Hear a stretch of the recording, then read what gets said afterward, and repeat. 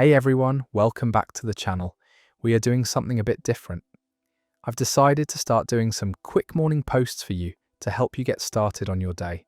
We are starting off with some absolutely wild relationship drama, straight from the depths of Reddit that's going to either make you feel incredibly grateful for your own situation or question everything you thought you knew about love. These are the kinds of stories that make you wonder how some people even function in relationships. And honestly, they're perfect for getting your brain working this morning. So be sure to grab a coffee, maybe start packing for school or work, get your breakfast in, and let's go on a journey through some seriously questionable relationship choices. Our first story comes from someone dealing with what might be the most classic relationship dilemma in the book, but with a twist that makes it way more complicated than it needs to be. My girlfriend Emma wants me to cut off my female best friend. Emma says she feels threatened by my longtime best friend, but I think ending the friendship would be unfair. I've been with my girlfriend Emma for about 8 months now, and things have been great between us. She's smart, funny, and we have amazing chemistry. But there's one issue that keeps coming up, and it's starting to cause real problems in our relationship. I have a best friend named Casey, who I've known since we were kids. We grew up in the same neighborhood, went to the same schools, and she's basically been like a sister to me for the past 15 years. Casey and I have never been romantic, never even came close to it. She's just always been there through everything: breakups, job stress, family drama, you name it. When I started dating Emma, I made sure to introduce them early on because I wanted the two most important women in my life to get along. At first, everything seemed fine. Emma and Casey were polite to each other when we all hung out, and I thought we were good. But about 3 months into our relationship, Emma started making little comments. She'd say things like, "Casey seems really invested in your life," or "I notice she texts you a lot," or "It's weird how close you two are for just friends." I tried to brush it off and explain that Casey and I have always been close, and that it's completely platonic. The comments got more frequent and more pointed. Emma started asking why Casey needed to know so much about our relationship, why I told Casey about our fights or our plans. She'd get upset when Casey would call during our dates, or when I'd mention something Casey had said.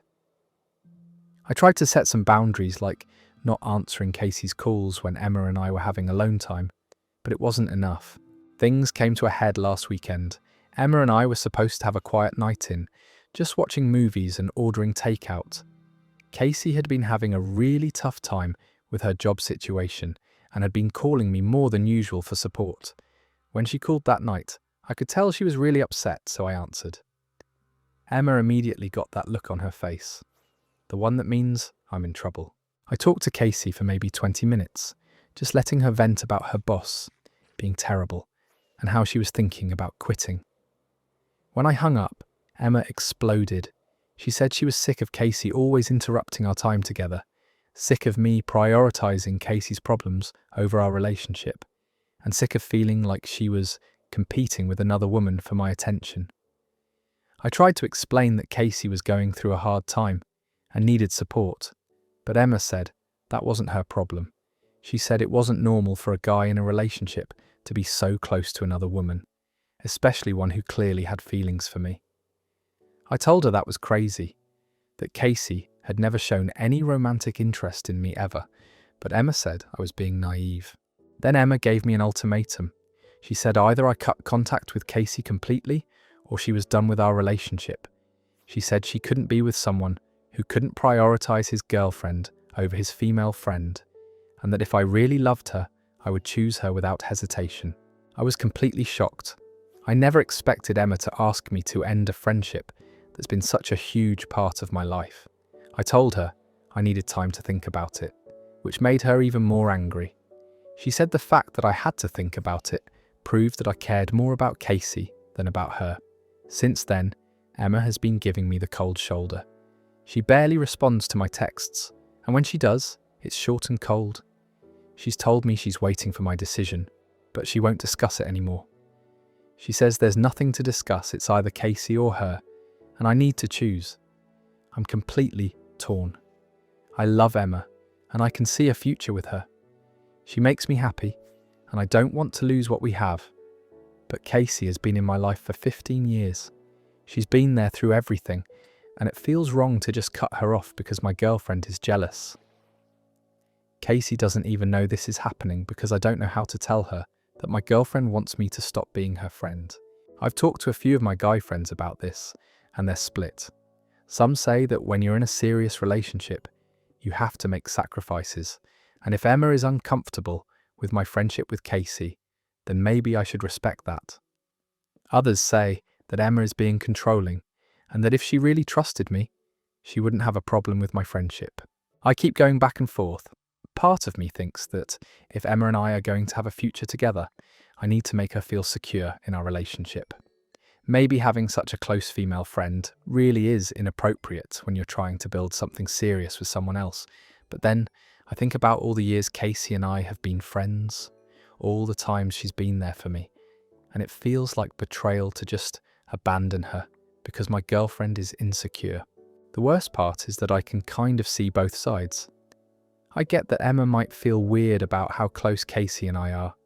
I mean, Casey does know pretty much everything about my life, and I do talk to her about relationship stuff sometimes, but at the same time, that's what best friends do, right? And it's not like I'm hiding anything from Emma or being inappropriate with Casey. I'm also worried about what this means for our relationship long term. If Emma is this jealous about Casey, what happens if I have female co-workers I'm friendly with?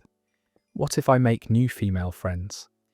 Is this going to be an ongoing issue, or is it specifically about Casey? Emma keeps texting me, asking if I've made my decision yet. She says she can't move forward in our relationship until this is resolved, and that the longer I take to decide, the more it proves that I don't really want to be with her. But I feel like I'm being asked to choose between two people I care about, and no matter what I do, I'm going to hurt someone. I just don't know what to do. Is it reasonable for Emma to ask me to end this friendship? Am I being unfair to her by wanting to keep Casey in my life? Or is Emma being too controlling and jealous? That story ends there. And honestly, this is one of those situations where both people have valid points, but Emma's ultimatum approach is throwing up some serious red flags. Look, I get feeling insecure about your partner's close friendships, especially with someone of the gender they're attracted to, but demanding someone cut off a 15-year friendship without even trying to work through the jealousy first, that's not healthy communication, that's control. If Emma can't trust OP after 8 months of dating, that's a her problem, not a Casey problem. The fact that she won't even discuss alternatives or compromises tells you everything you need to know about how she handles relationship conflicts. Our next story takes us into equally messy territory, but this time it's about someone who's dealing with a partner who just can't seem to let go of their past.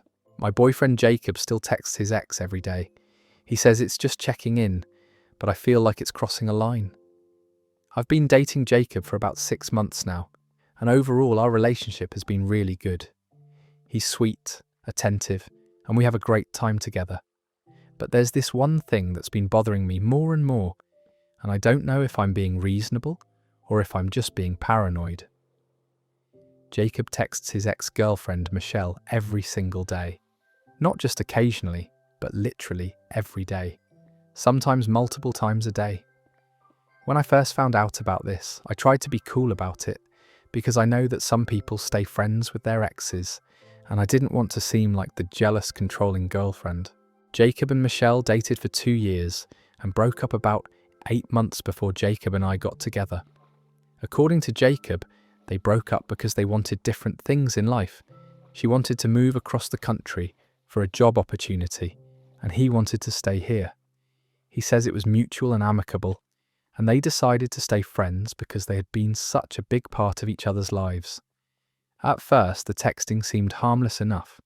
Jacob would mention that Michelle had gotten a promotion at her new job, or that she was having trouble adjusting to her new city. He'd show me funny memes she'd sent him or tell me about something interesting that had happened to her. I appreciated that he was being transparent about their communication, and it made me feel like he wasn't hiding anything from me. But as time went on, I started noticing that Their conversations seemed really intimate. Not sexual or anything like that, but emotionally intimate. Jacob would tell Michelle about problems he was having at work, about fights he'd had with his family, about his goals and dreams. Meanwhile, she would share details about her dating life, her friendships, her struggles with being in a new place.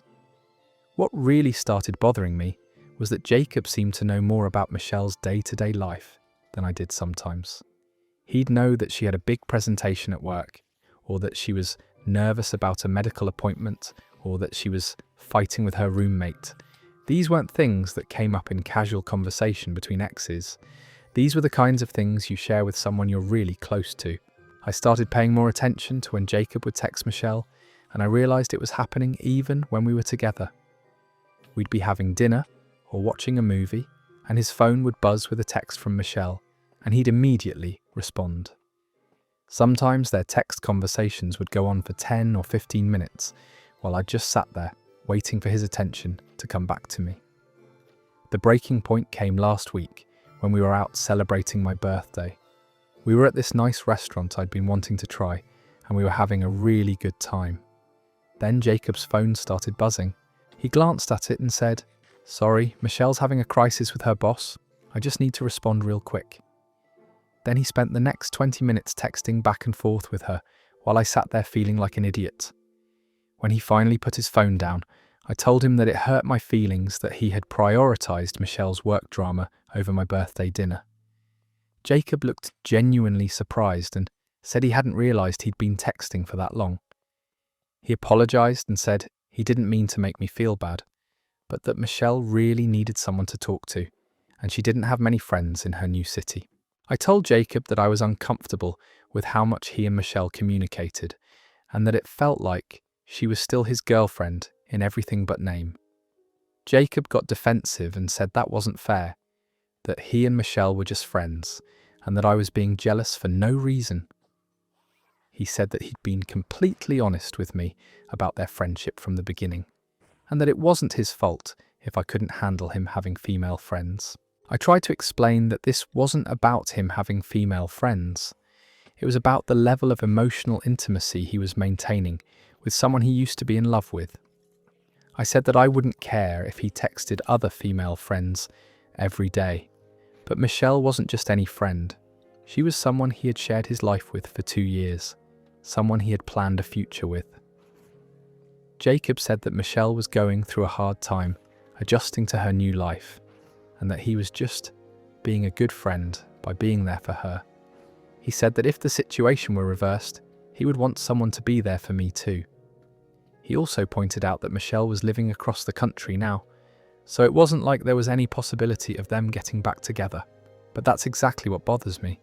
Jacob is putting so much emotional energy into maintaining a relationship with someone who isn't even in his life anymore, someone he can't actually be there for in any practical way. Meanwhile, I'm right here, and sometimes it feels like I'm competing with a ghost for his attention.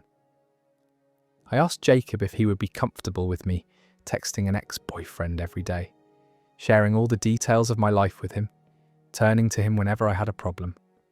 Jacob said that would be different because he wouldn't trust my ex's motives, the way I should trust Michelle's. When I asked him what he meant by that, he said that guys always have ulterior motives when they stay friends with ex-girlfriends, but that women can genuinely just want to be friends. That answer made me even more frustrated because it felt like such a double standard. Either it's appropriate to maintain close friendships with exes, or it isn't. It can't be okay for him to do it, but not okay for me to do it. I've tried to get to know Michelle better, thinking that maybe if I understood their friendship better, I'd feel less threatened by it. I asked Jacob if we could video chat with her sometime, or if she ever came back to visit. Maybe we could all hang out, but Jacob said that Michelle was really shy and probably wouldn't be comfortable with that. He said she was still adjusting to her new life and wasn't really in a place to be making new friends. The more I think about it, the more it bothers me. If Michelle and Jacob are really just friends, why can't I be part of that friendship? Why does their relationship have to exist in this separate space that I'm not welcome in? And why is Jacob so protective of their communication that he won't even consider scaling it back to make me more comfortable? I love Jacob, and I want our relationship to work, but I feel like there are 3 people in this relationship instead of 2. I don't know if I'm being unreasonable by wanting Jacob to put some boundaries in place with Michelle, or if this is just something I need to accept if I want to be with him. That story wraps up there, and wow, this is giving me secondhand anxiety just reading it. Jacob is essentially maintaining an emotional relationship with his ex while calling it friendship, and then gaslighting OP by saying she's just jealous. The daily texting, the immediate responses even during special occasions, the intimate emotional sharing, that's not friendship. That's a long-distance relationship without the physical component. The biggest red flag is Jacob refusing to let OP into that friendship space and creating these arbitrary rules about why it's different when he does it. Michelle might be across the country, but she's living rent-free in Jacob's emotional bandwidth, and that's not fair to OP. Let's dive into our next story, which involves someone dealing with a partner who seems to think household chores are optional when you're the one with a Y chromosome. My husband Mark refuses to help around the house. We both work full-time, yet he won't do a single chore without being asked. I've been married to Mark for 3 years now, and I love him dearly, but I'm at my breaking point with how he handles household responsibilities. We both work demanding full-time jobs. I'm a marketing coordinator, and he's an accountant, so we're both putting in our 40+ hours a week and coming home exhausted. The problem is that when we get home, my day is just beginning, while his day is apparently over. I walk through the door and immediately start thinking about what needs to be done. Dishes in the sink, laundry piling up, bathroom needs cleaning, groceries need to be bought. Meanwhile, Mark walks through the door and goes straight to the couch to play video games or watch TV. At first, I thought maybe he just didn't notice the mess the way I did. Some people have different cleanliness standards, right? So I started pointing things out. Hey, could you load the dishwasher while I start dinner? Or, the bathroom really needs to be cleaned this weekend. And he would do it if I asked directly, but he would never, ever take initiative on his own. This has been going on for our entire marriage, but it's gotten so much worse lately. I feel like his manager instead of his wife. I have to delegate every single household task to him, like he's my employee. And even when I do ask, sometimes he'll say, in a minute, and then forget completely, so I end up doing it myself anyway, because it needs to get done. Last month, I decided to try an experiment. I stopped asking him to do anything. I wanted to see how long it would take for him to notice that things needed to be done and just do them on his own. The dishes sat in the sink for 4 days until we literally ran out of clean plates. The trash was overflowing for almost a week. We ran out of clean clothes because nobody was doing laundry. The breaking point was when Mark started complaining about these things.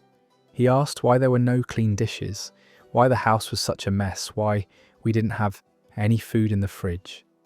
I explained my experiment and told him that these things don't just magically happen, that I usually take care of all of this on top of working full time. His response was that I should have just asked him to help. That's when I lost it.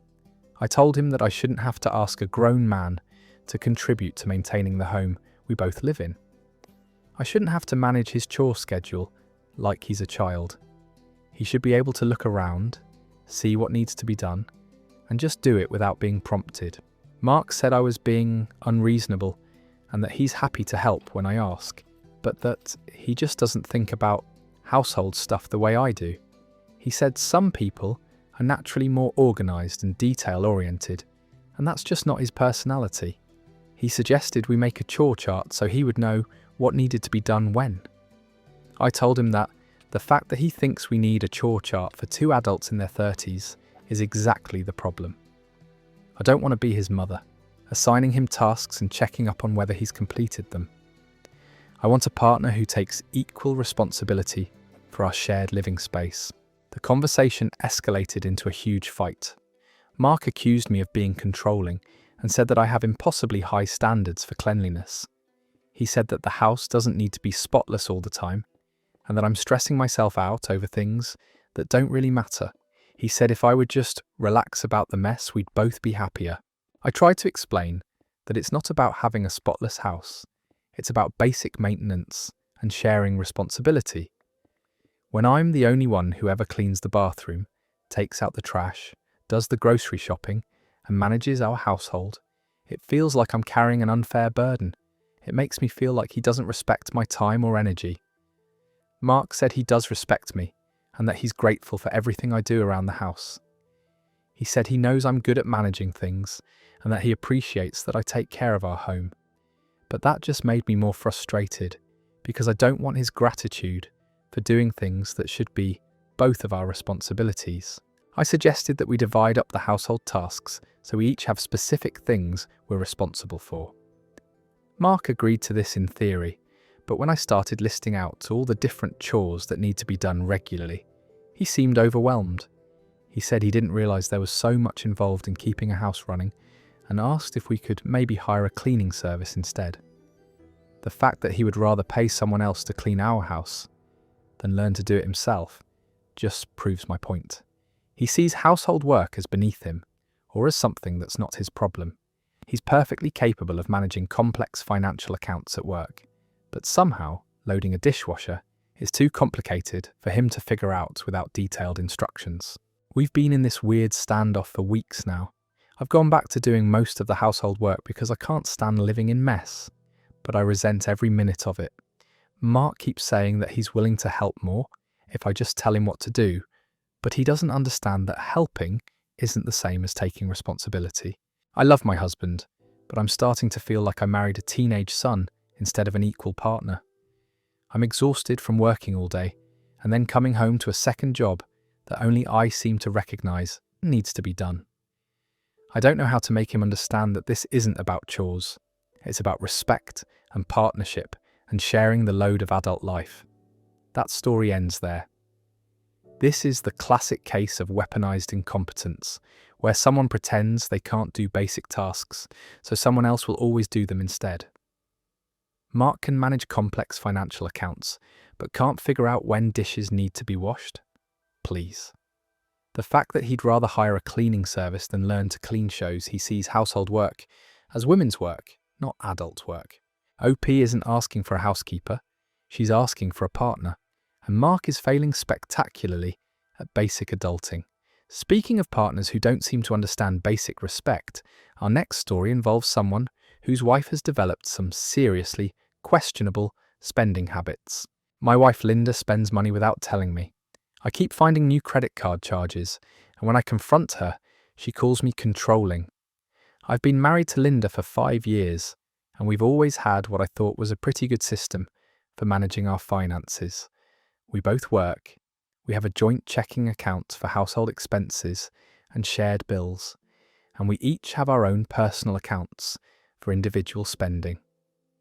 We agreed early on that we'd discuss any purchases over $200 with each other, not to get permission, but just to keep each other in the loop about our finances. This system worked great for the first few years of our marriage.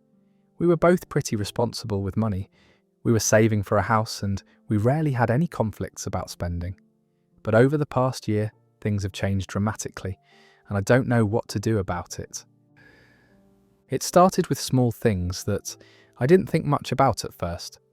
I'd check our joint account and see charges I didn't recognise.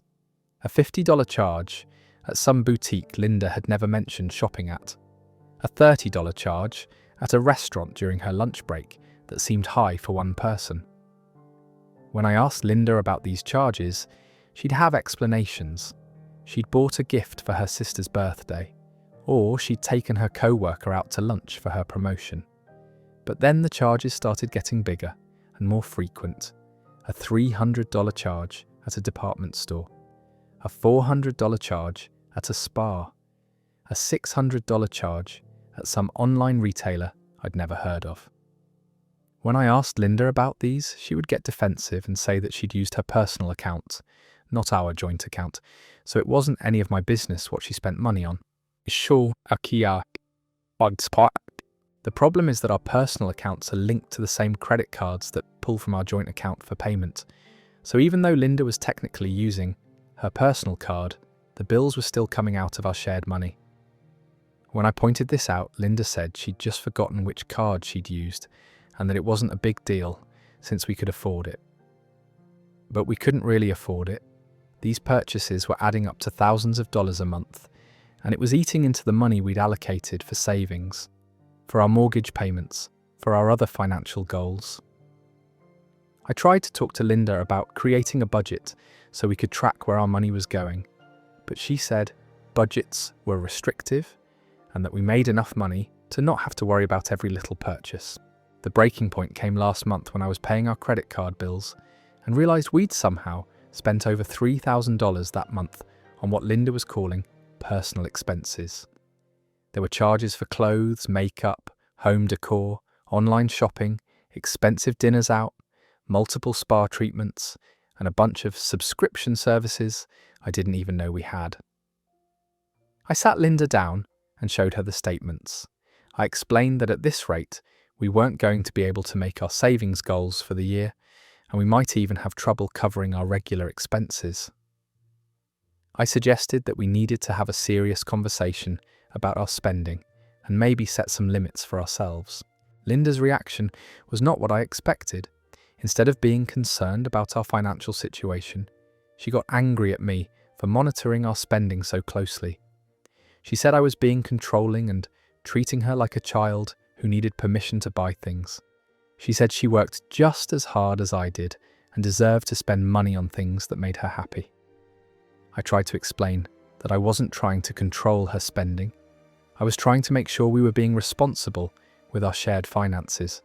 I said that if she wanted to spend $3,000 a month on personal things, that was fine, but we needed to adjust our budget accordingly and maybe cut back on other things, like eating out together, or ours being cheap. She said all her friends' vacation fund.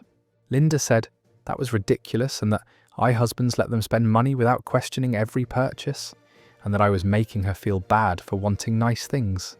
She accused me of trying to make her account for every dollar she spent, like she was some kind of criminal. The conversation devolved into a huge fight where Linda said I was financially abusive and controlling.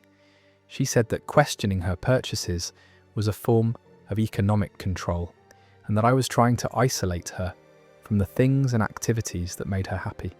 She said that if I really trusted her, I wouldn't be checking up on her spending or asking her to justify her purchases. I was completely taken aback by this accusation. I don't think wanting to understand where $3,000 a month is going makes me financially abusive. I think it makes me a responsible adult who's trying to manage our household finances. But Linda made me feel like I was being unreasonable for wanting transparency about our spending. Since that fight, Linda has been even more secretive about her purchases. She started having things delivered to her office instead of our house, and she's been paying for things in cash so there's no paper trail. When I ask her about new clothes or items that appear in our house, she says she's had them for a while, or that they were gifts from friends. I'm starting to feel like I'm going crazy. I know Linda is still spending money we don't have, on things we don't need, but every time I try to address it, I'm made to feel like the villain. I've suggested couples counselling to help us work through our financial disagreements, but Linda says there's nothing to work through, and that I just need to stop being so paranoid about money. The worst part is that Linda's spending is starting to affect our relationship in other ways. We can't afford to go on vacations anymore because there's no money left in our travel fund. We've had to postpone some home improvements we were planning because our savings account is nearly empty. I feel like I'm constantly stressed about money, and Linda seems oblivious to the fact that her spending is creating real problems for our future. I don't know what to do. I love Linda and I want our marriage to work, but I feel like we're heading towards serious financial trouble if something doesn't change. I've tried talking to her. I've tried showing her the numbers. I've tried compromising, but nothing seems to get through to her. She just sees me as controlling and paranoid, not as a partner who's worried about our financial stability. That story ends right there. Linda is gaslighting OP into thinking that basic financial transparency in marriage is somehow abusive, while she's literally spending them into debt and hiding purchases like a teenager with their parents' credit card. The fact that she's now having things delivered to work and paying cash to avoid leaving a paper trail shows she knows exactly what she's doing. This isn't about trust or control. It's about Linda being unwilling to face the reality of their financial situation and blaming OP for pointing out basic math. Let's move on to a story that takes modern relationship drama to a whole new level of cringe. My girlfriend Lily keeps recording our fights for TikTok. She posts arguments online for content, and I feel humiliated. I've been dating Lily for about 10 months, and she's always been really into social media. She has accounts on Instagram, TikTok, YouTube, Snapchat, basically everything. When we first started dating, I thought it was cool that she was so creative and good at making content. She'd make these funny videos about her daily life, and she was actually getting a decent following. At first, I didn't mind being in her videos occasionally. She'd film us trying new restaurants or going to events, and it was kind of fun to be part of her content. Her followers seemed to like seeing our relationship, and Lily was excited about growing her audience. She started calling us a power couple and talking about how our relationship content was really resonating with people. But things started getting weird about 4 months ago. Lily began filming more and more of our personal moments, not just the fun date stuff, but like random conversations we'd have at home, or moments when I was just trying to relax and watch TV. She'd point her phone at me and start recording without asking, and when I'd ask her to stop, she'd say she was just capturing our authentic moments. The real problem started when Lily discovered that drama content gets way more engagement than happy couple content. She posted a video of us having a minor disagreement about what to watch on Netflix, and it got like 50,000 views and hundreds of comments. People were taking sides, analysing our body language, giving relationship advice. Lily was thrilled about the engagement, but I felt weird about strangers on the internet commenting on our personal dynamics.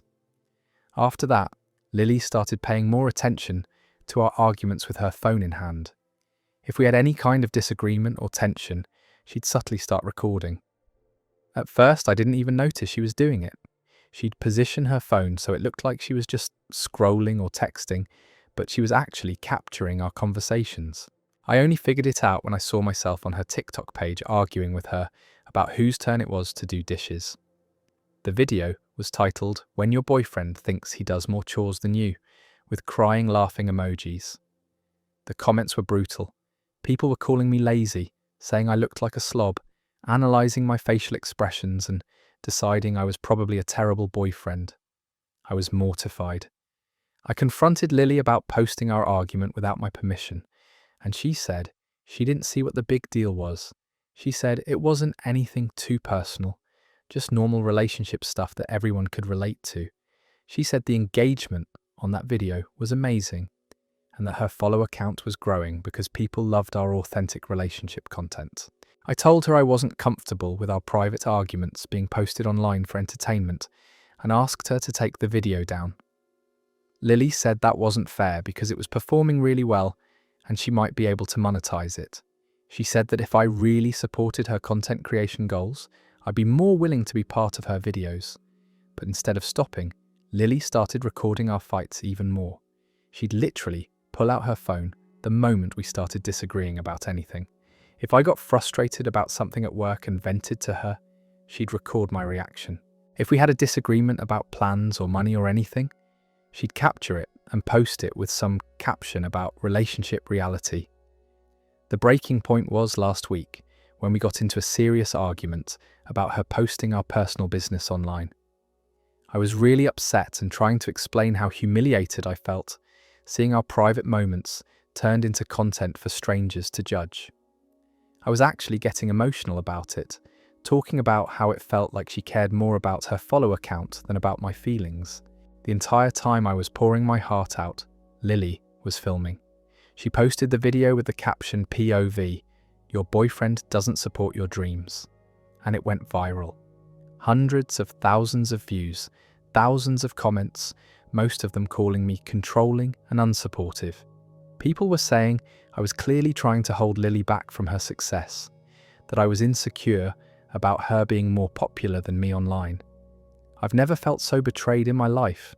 the most vulnerable moment in our relationship, where I was trying to explain how hurt I felt, became content for her social media. And the way she framed it made me look like the villain, like I was trying to sabotage her career instead of trying to set boundaries about our privacy. When I confronted her about this video, Lily said I was being dramatic and that social media was her job. She said that couples content was her niche and that our relationship was part of her brand now. She said if I wasn't comfortable with that, maybe we weren't compatible because her content creation wasn't going to stop. Lily also said that I was being hypocritical because I'd enjoyed the positive attention when her videos about us got good responses. She said, I only had a problem with it now because some of the recent videos made me look bad, but that's just the reality of putting your life online. I tried to explain that there's a difference between choosing to be in fun videos together and having our private arguments secretly recorded and posted, but Lily said I was splitting hairs. She said that if our relationship was strong, it shouldn't matter what strangers on the internet thought about us. The worst part is that now I feel like I can't be myself around Lily anymore. Every time we have any kind of disagreement, I'm wondering if she's recording. Every time I'm upset about something or having a bad day, I'm worried it's going to end up on TikTok with some caption that makes me look terrible. I feel like I'm performing in my own relationship instead of just living it. Lily's followers have also started recognizing me in public, which is incredibly uncomfortable. I've had people come up to me at the grocery store or at work asking about our relationship status or making comments about videos they've seen. It feels like my private life has become public property. I love Lily, but I don't know how to be in a relationship with someone who sees our personal moments as content opportunities. I've tried explaining how violated I feel, but she just says I'm not being supportive of her career goals. I feel like I'm dating an influencer who happens to be my girlfriend, instead of dating my girlfriend who happens to make content. That story ends there. This is genuinely disturbing behaviour.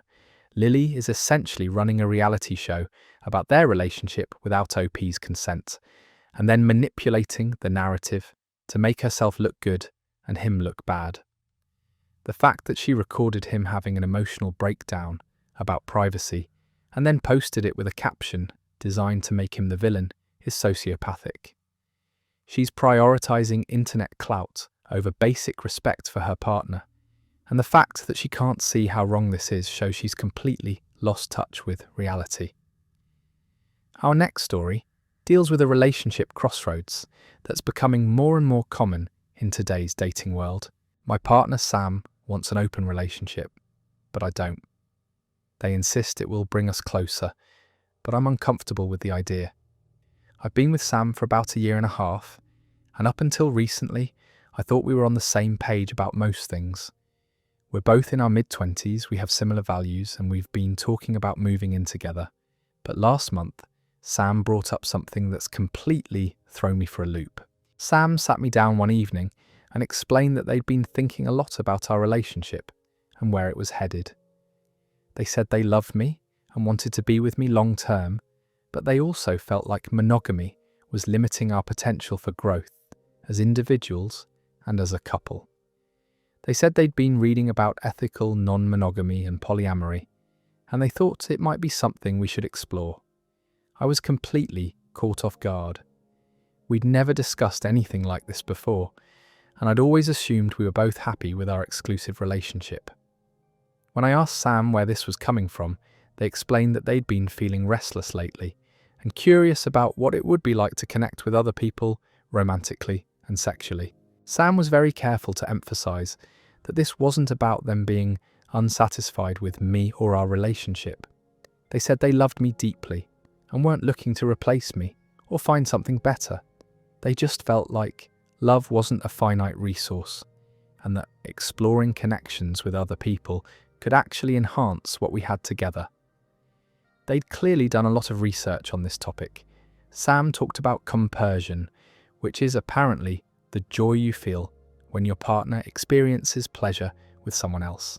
They mentioned relationship hierarchies and how we could establish rules and boundaries that would protect our primary relationship while allowing for secondary connections. I listened to everything Sam had to say, but honestly, my gut reaction was panic. The idea of sharing Sam with someone else made me feel sick to my stomach. I kept imagining them going on dates with other people, being intimate with someone else, developing feelings for someone who wasn't me. It felt like Sam was asking me to voluntarily break my own heart. When I told Sam I wasn't comfortable with the idea, they said they understood it was a big adjustment and that we could take things slowly. They suggested maybe we could start by just talking to other people online or going to polyamory meetups to learn more about the lifestyle. They said once I understood it better, I might feel differently about it. But the more Sam talked about it, the worse I felt. They kept using phrases like expanding our love and breaking free from societal conditioning about relationships. But all I heard was that what we had wasn't enough for them. If they truly loved me and was happy with our relationship, why did they need other people? Sam insisted that wanting an open relationship didn't mean they loved me less or that our relationship was lacking something. They said it was about personal growth and experiencing different types of connections. They compared it to having multiple friendships, saying that just because you have several close friends doesn't mean you love any of them less. I tried to understand their perspective, but the comparison to friendship didn't make sense to me. Romantic relationships are different from friendships. There's an exclusivity and intimacy that feels sacred to me, and the idea of sharing that with multiple people felt like it would dilute what makes romantic love special. Sam suggested we could try it for a trial period, maybe 3 months, and see how we felt. They said we could establish strict boundaries, like only dating certain types of people or only having physical connections without emotional ones. They said we could check in with each other regularly and stop any time if either of us was uncomfortable. But I couldn't imagine any scenario where I'd be comfortable with Sam being romantic or sexual with someone else, even with boundaries in place. The thought of them kissing someone else, holding hands with someone else, or sharing intimate moments with someone else made me feel physically ill. I told Sam that I appreciated them being honest about their feelings, but that an open relationship wasn't something I could do. I explained that I'm naturally monogamous and that exclusivity is important to me in romantic relationships. I said I didn't think this was something I could compromise on or grow into over time. Sam seemed disappointed, but said they respected my feelings. However, over the next few weeks, they kept bringing it up in different ways. They'd share articles about successful polyamorous couples or mention friends who had opened their relationships and were happier than ever. They'd point out moments when I seemed to appreciate other attractive people and suggest that maybe I was more open-minded than I thought. The constant pressure started wearing me down. Sam would say things like, "I just want us to experience everything life has to offer together," or "I feel like we're limiting ourselves by sticking to traditional relationship models." They'd remind me how much they loved me and say that opening our relationship would actually prove how secure our love was. I started questioning myself and wondering if I was being unreasonable or old-fashioned. Maybe Sam was right that I was just conditioned by society to believe in monogamy. Maybe I was being selfish by not wanting to share them with other people. Maybe if I really loved Sam, I'd want them to experience everything that made them happy.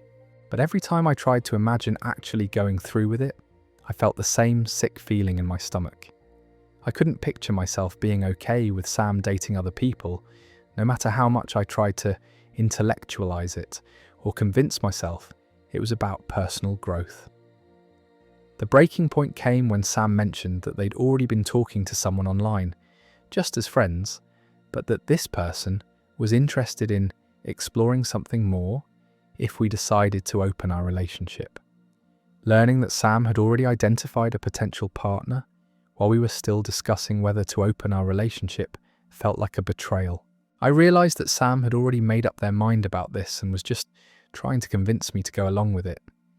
They weren't really asking for my input or considering my feelings. They wanted an open relationship. They'd found someone they wanted to be with, and they were trying to manipulate me into agreeing so they could have their cake and eat it too. When I confronted Sam about this, they said I was overreacting and that they hadn't done anything inappropriate. They said talking to potential partners while we were discussing opening our relationship was just being prepared and proactive. They accused me of being jealous and controlling. I told Sam that I couldn't be in an open relationship, and that if that's what they needed to be happy, then maybe we weren't compatible. Sam said that was dramatic, and that I was giving up on us over something that could bring us closer together. They said they couldn't understand why I would choose to end our relationship rather than try something new, but that's exactly the problem. Sam was asking me to fundamentally change what I wanted from a romantic relationship, or lose them entirely. They were presenting opening our relationship as the only way forward, when staying monogamous was also an option that they were refusing to consider. I love Sam, but I can't be someone I'm not just to keep them, and I can't spend the rest of our relationship wondering if I'm enough for them, or if they're always going to be looking for something more with someone else. That story ends right there. Sam basically gave OP an ultimatum disguised as a discussion, and the fact that they were already talking to someone else while supposedly figuring this out together is manipulation at its finest.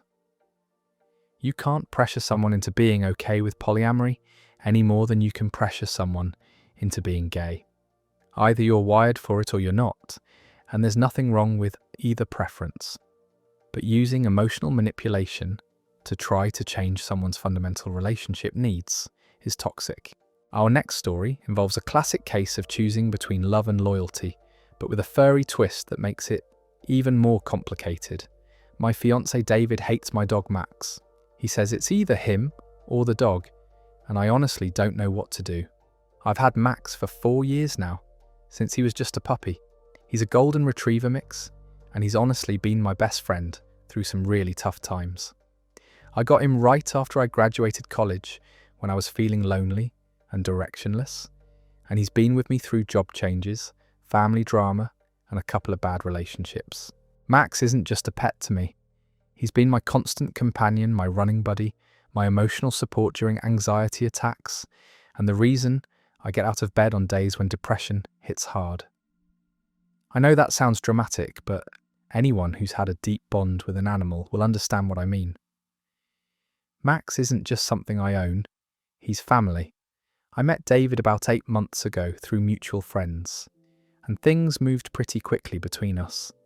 He's smart, successful, and we have great chemistry together. He proposed last month, and I said yes because I genuinely saw a future with him. But there's been this ongoing tension about Max that I kept hoping would resolve itself over time. From the beginning, David made it clear that he's not really a dog person. He grew up in a house where pets weren't allowed, and he's always been more focused on his career and maintaining a clean, organised living space. When we first started dating, he'd tolerate Max being around when he came over, but I could tell he was uncomfortable. David would flinch when Max would try to greet him. He'd get annoyed if Max barked at other dogs during walks, and he'd constantly comment on dog hair on the furniture or muddy paw prints on the floor. He'd make jokes about how much money I spent on dog food and vet bills, or how my schedule revolved around Max's needs. At first, I thought David just needed time to get used to having a dog around. Max is generally well-behaved, house-trained, and friendly with people. I figured once David saw what a good boy Max was, he'd warm up to him. I even tried to get them to bond by having David help with feeding or walking, but David always seemed reluctant to participate. The complaints started getting more serious when we began talking about moving in together. David said he couldn't imagine living in a house with a dog, that it would be too chaotic and messy for him. He suggested that maybe Max could live outside in a doghouse, or that I could keep him at my parents' house and visit him on weekends. I explained that Max was an indoor dog who was used to being part of the family, and that relegating him to the backyard or shipping him off to my parents wasn't an option. David seemed frustrated by my unwillingness to compromise, and said that if we were going to build a life together, I'd need to prioritize our relationship over my attachment to an animal. Things came to a head last week when David and I were looking at apartments together. We found this beautiful place that we both loved, but when I mentioned that we'd need to make sure they allowed pets, David said he'd actually already asked and told them we wouldn't have any animals. He'd made this decision without consulting me. When I confronted him about it, David said he thought it was time for me to face reality about what adult life looked like. He said that having a dog was something you do when you're single and have time for that kind of responsibility, but that once you're married and focused on building a career and maybe starting a family, pets become a burden.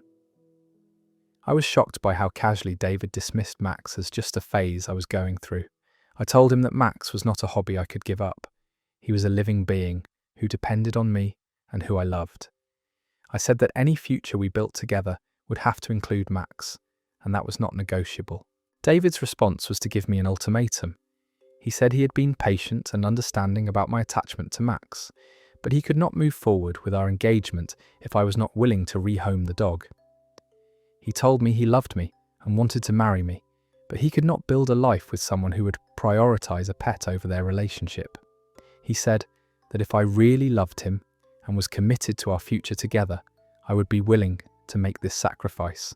He argued that couples make compromises for each other all the time, and that this was just one of those situations where someone had to give something up for the greater good of the relationship. I tried to explain that this was not just about giving up a pet, it was about giving up a family member. Max has been with me through everything, and abandoning him now would feel like the ultimate betrayal. I told David I could not be with someone who would ask me to choose between him and someone I loved. David said I was being dramatic and that comparing a dog to a human relationship was ridiculous. He said that Max would be fine with a new family, probably happier with people who had more time to focus on him. He said that I was anthropomorphizing Max and projecting human emotions onto an animal who wouldn't really understand or remember me after a few weeks with new owners. The fact that David thinks Max would just forget about me after 4 years together shows how little he understands the bond between humans and animals. It also makes me wonder what other important things about me he dismisses or doesn't take seriously. David has given me 2 weeks to decide. He says if I choose to keep Max, he'll know that I'm not ready for the kind of adult relationship he wants to have. He says he'll always love me, but that he can't marry someone who won't prioritize their partnership above everything else. I've been agonizing over this decision. Part of me wonders if David is right, that keeping a dog is preventing me from fully committing to human relationships. Maybe I am being childish or selfish by refusing to rehome Max. Maybe this is just what compromise looks like in serious relationships. But another part of me thinks that someone who truly loved me would never ask me to give up something so important to me. Max isn't just an inconvenience or a lifestyle choice. He's been my family for 4 years. The idea of dropping him off at a shelter or giving him away to strangers makes me sick to my stomach. I also keep wondering what this ultimatum says about David's character. If he's willing to make me choose between him and Max now, what other ultimatums will there be in the future? Will I have to give up friends he doesn't like, hobbies he doesn't understand, or family members he finds annoying? I love David, but I can't imagine my life without Max. At the same time, I can't imagine walking away from what could be a great marriage over a dog. I feel like no matter what I choose, I'm going to lose something important to me. That story ends there. Anyone who would force you to choose between them and your pet doesn't actually love you. They love the idea of controlling you. David's dismissive attitude toward Max isn't really about the dog. It's about testing whether he can make OP abandon her values and commitments for his convenience. The fact that he already told the apartment they wouldn't have pets without asking shows this was never a discussion. It was always a demand. Real partners find ways to make things work together. They don't issue ultimatums about family members. Well, there you have it. A morning dose of relationship chaos that probably made your own problems seem pretty manageable by comparison. I hope this gave your brain the wake-up call it needed this morning and maybe helped you dodge a few red flags of your own. Comment down below if you want more morning Reddit stories, and if you're new here, consider subscribing for more. Thanks for tuning in, and I'll actually see you again tonight.